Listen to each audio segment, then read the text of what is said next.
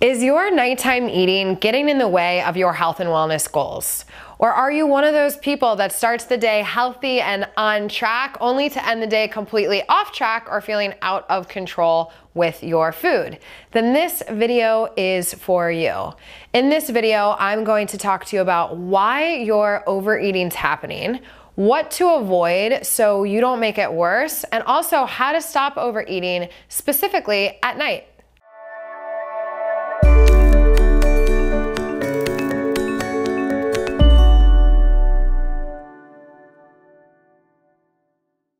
I'm Brittany Brown, founder of Beating Binge Eating and creator of the Food Freedom Forever Mastermind and Movement. And I used to be a classic nighttime eater, starting every day saying this was going to be the day I stick to whatever plan I set, only to end every day standing in front of the fridge looking for answers or in the cabinet scouring, even though I knew what I was looking for was nowhere to be found.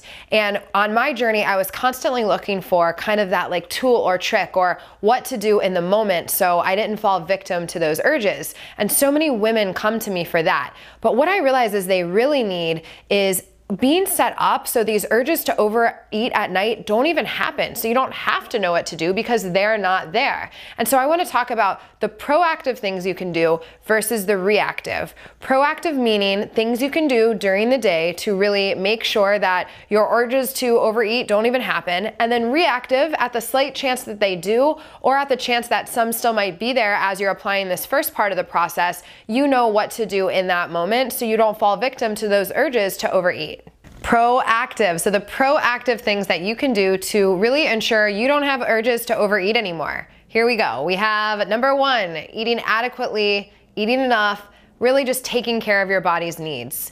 This really interesting thing happens to most people, and they get really busy and they go about their day, and it's easy for them to follow their bizarrely strict meal plan, nutrition plan, idea of how they're supposed to eat that day. And before you say, mine's not bizarrely strict, I don't eat in a restrictive way, most people, specifically women, eat way less than they need to really thrive and really take care of their body's needs. Nearly every woman I talk to who is struggling has this issue, and it's simply not eating enough during the day, skipping meals, things like that. So the first part of this process is eating adequately, eating your meals, feeling satisfied, giving your body enough fuel for the day so when you go home in the evening, you're not starving. A little trick for this is making sure you eat an afternoon meal. And I don't just mean like an apple, I mean an actual meal that leaves you feeling satisfied. So when you go home at night, you're able to make a very present moment, grounded choice versus reaching the cabinet, scouring, starving, looking for food to just fill this void. We want you to really go home present, satisfied, and be able to choose what you're going to have for dinner or choose what you're going to have for a nighttime snack versus having your body and your physiology choose for you. Another thing that will help you really make sure you don't even have urges to overeat anymore is really by slowing down during the day, managing your stress response, really staying connected to yourself, managing your stress response in your body throughout the day, in your mindset throughout the day, and then also before your meals, really slowing down and enjoying your food.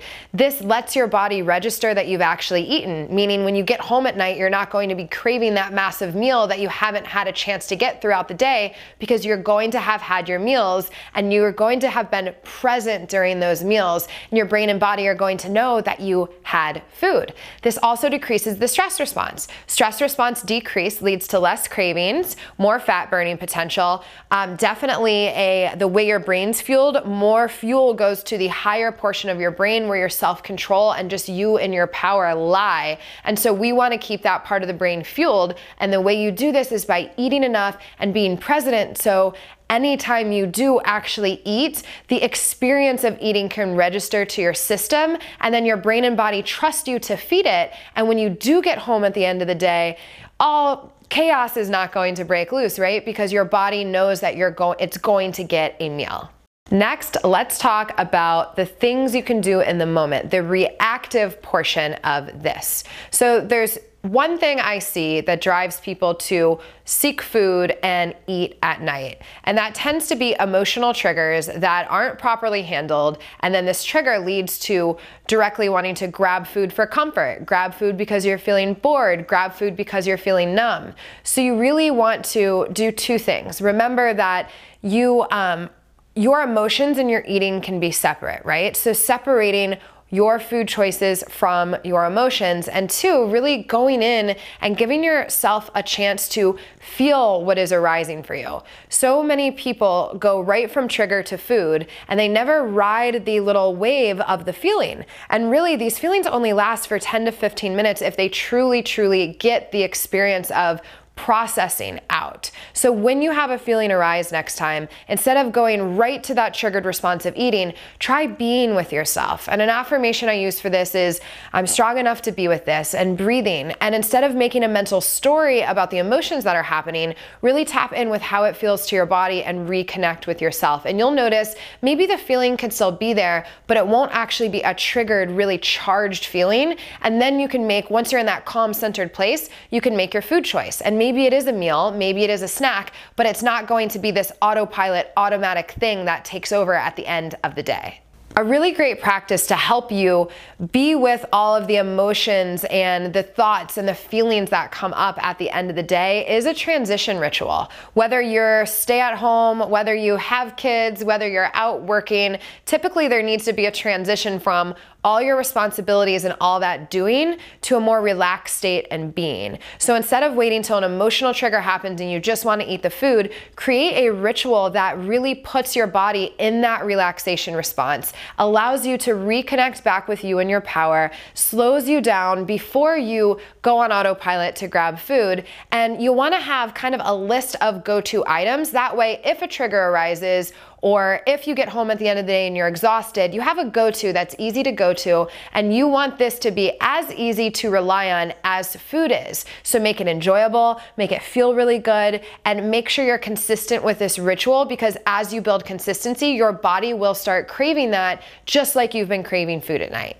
Last but not least, if these urges are bigger than just a little bit of overeating, like if you get home at night and you want to eat everything, you eat one thing and you can't stop, you let yourself have the bowl of ice cream and you want it all, that kind of compulsive feeling, whether it's a binge or just kind of a compulsive urge to eat food, it's very important to identify what's going on in your brain and body so you can separate from these urges so they become non-existent. When someone is in an urge to binge on autopilot, reasoning, higher thinking, those kind of things don't work because you're really dealing with a rational part of the brain. So the first part is just really understanding that this isn't you that has the urge. There's nothing wrong with you. You're not broken. The second part is understanding that you have it in your power to separate from that urge, choose something more empowering, and really condition your way of being to where your urges actually become non-existent, and your urges to overeat, binge eat, compulsive eat, any of that are no longer here. And if you need some support with that,